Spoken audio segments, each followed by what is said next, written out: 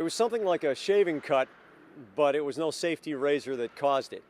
As Milan Lucic was skating to the penalty box during the Islanders game on Monday night here at TD Garden, he took his hand out of his glove and reached up to his neck. He came away with a little bit of blood on his fingertips, but it easily could have looked like something out of a slasher film.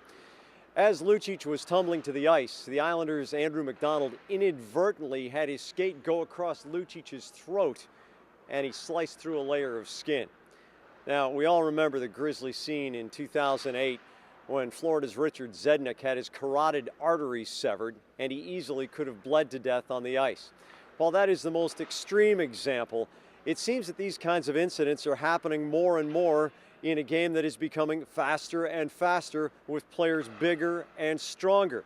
Just this season, the Bruins' Gregory Campbell had his stocking sliced through.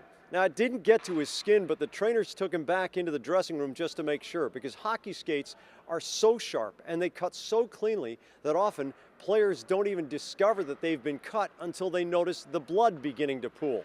So it was for Dennis Seidenberg in the spring of 2010 in Toronto, when the Bruins had to stop the game and take him out of the penalty box and take him to the room, because Seidenberg, only after going to the box, discovered that the tendons in his arm had been severed. He ended up missing the entire playoffs.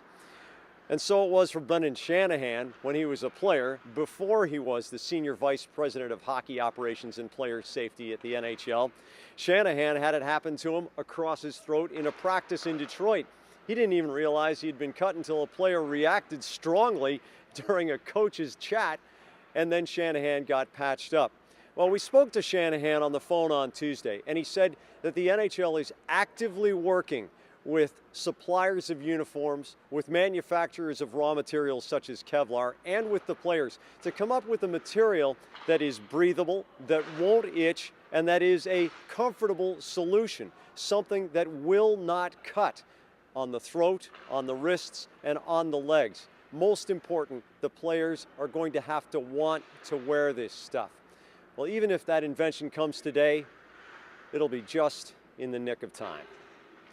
At the Morning Skate, I'm Jack Edwards.